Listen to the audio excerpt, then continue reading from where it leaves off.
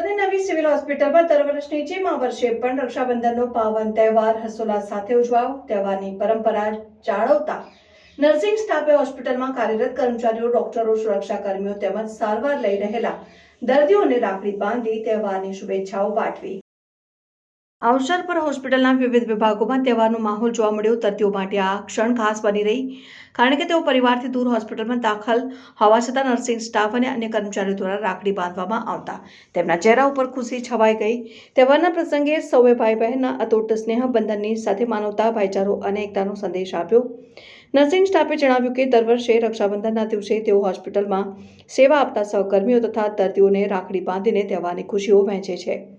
આ માત્ર એક પરંપરા નથી, પરંતુ હોસ્પિટલમાં માનવતા અને સહાનુભૂતિનો ભાવ વધારવાનો એક પ્રયાસ છે. દર્દીઓએ પણ આ ખાસ પળોને હૃદયથી માણી નર્સિંગ સ્ટાફના પ્રયાસની પ્રશંસા કરી. હોસ્પિટલના મેડિકલ સુપ્રિન્ટેન્ડન્ટે જણાવ્યું કે આવા તહેવારોના આયોજનથી હોસ્પિટલના વાતાવરણમાં સકારાત્મક ઉર્જા ફેલાય છે, જે દર્દીઓના આરોગ્ય પર પણ સકારાત્મક અસર કરે છે. અને રક્ષાબંધન માત્ર ભાઈ બહેનના સંબંધનો તહેવાર નથી, પરંતુ સમાજમાં પ્રેમ, એકતા અને પરસ્પર સન્માન જાળવવાનો સંદેશો આપે છે.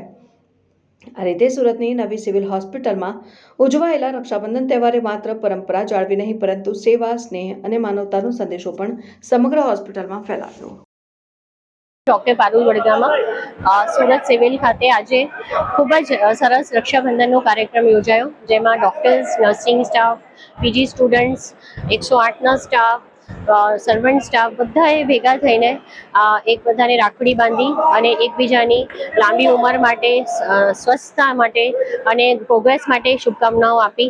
અને જે રીતે ભાઈ બહેનનો તહેવાર છે, એકદમ પવિત્ર તહેવાર છે, એ રીતે સિવિલ હોસ્પિટલના બી તમામ સ્ટાફ વચ્ચે એક સારો સુમેળ રહે, સારી રીતે એકબીજાને સહકાર આપે અને પેશન્ટની સેવા કરે, એની માટે બધાને શુભેચ્છાઓ આપે.